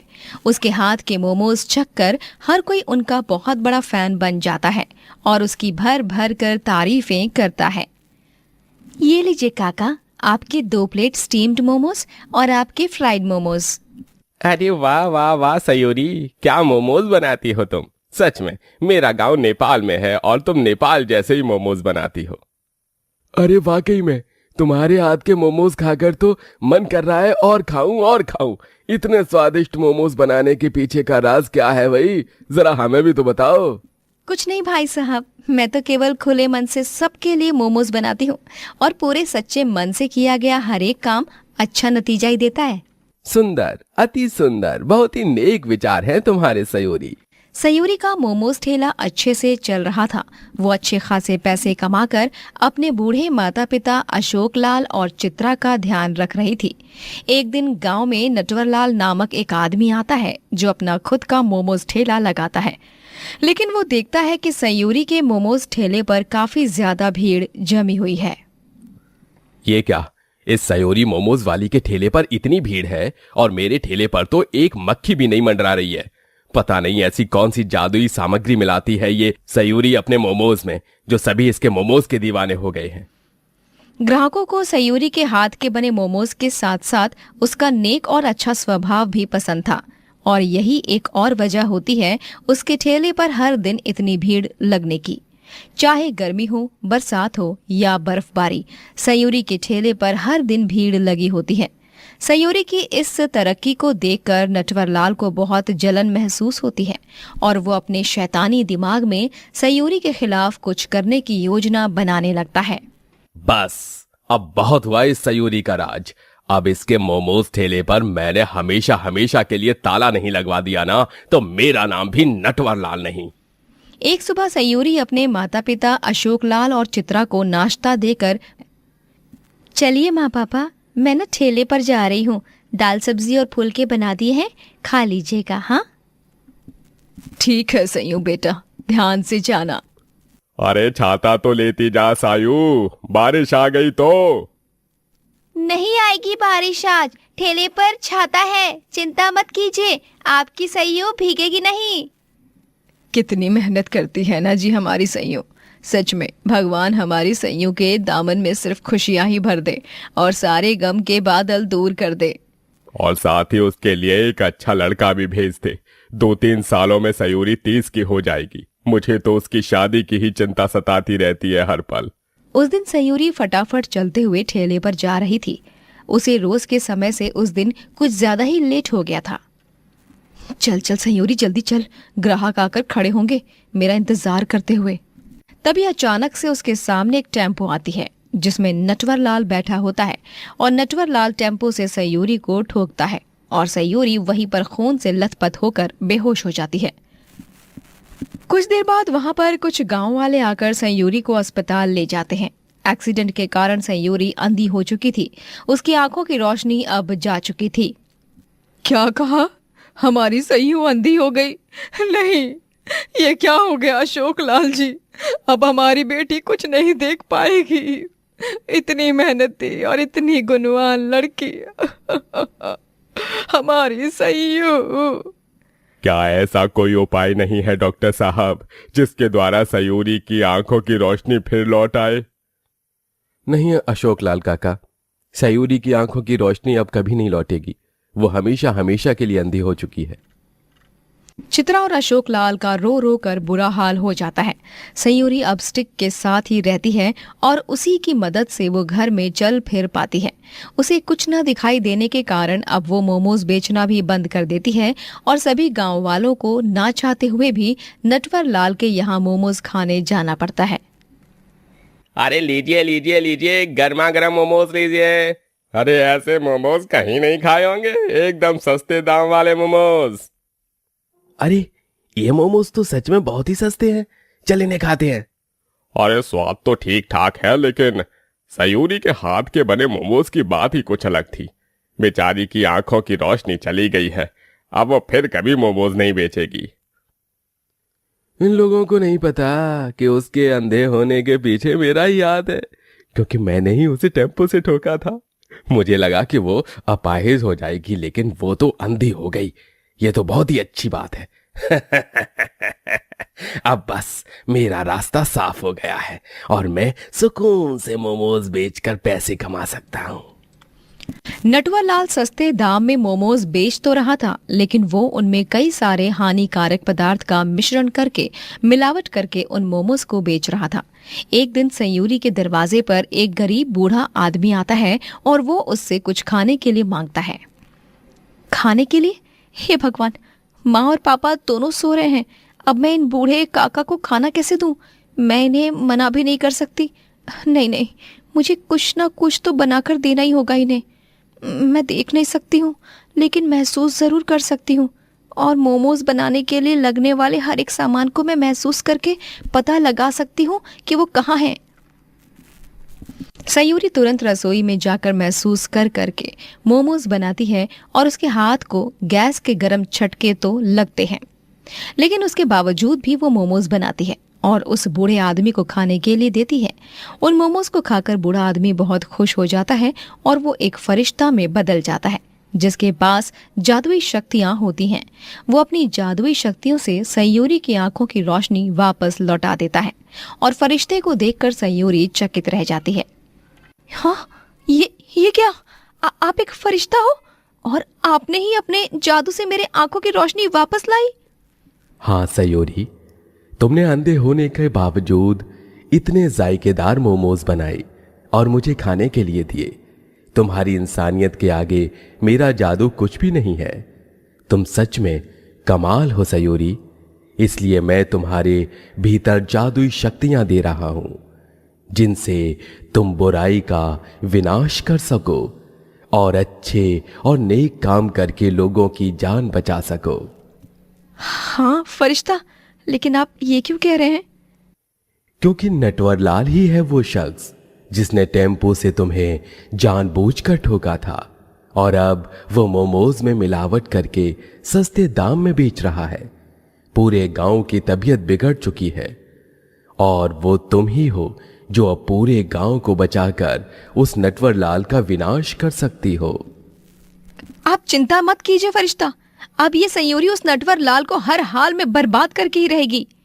फरिश्ता सयूरी के भीतर जादुई शक्तियां देता है और सयूरी सीधे नटवरलाल के ठेले में जाती है और उसे जादुई शक्तियों के जरिए एक पिंजरे में कैद कर देती है जिसमें उसे बहुत दर्द होता है और वो दर्द से कराहने लगता है। अरे बाहर निकालो मुझे इस पिंजरे से। सयूरी सयूरी, मुझे इस पिंजरे से बाहर निकालो। निकालूंगी, लेकिन उसके लिए तुम्हें पूरे गांव से माफी मांगनी होगी और अपना सच कबूल करना होगा कि तुमने ही मुझे मारा था और तुम मिलावट करके पूरे गांव में मोमोज बेच रहे हो। ठीक है, मैं कबूल कर दूंगा ये सब। नटवरलाल पूरे गांव के सामने अपने सारे गुनाह कबूल करता है और फिर उसे जेल की सजा होती है।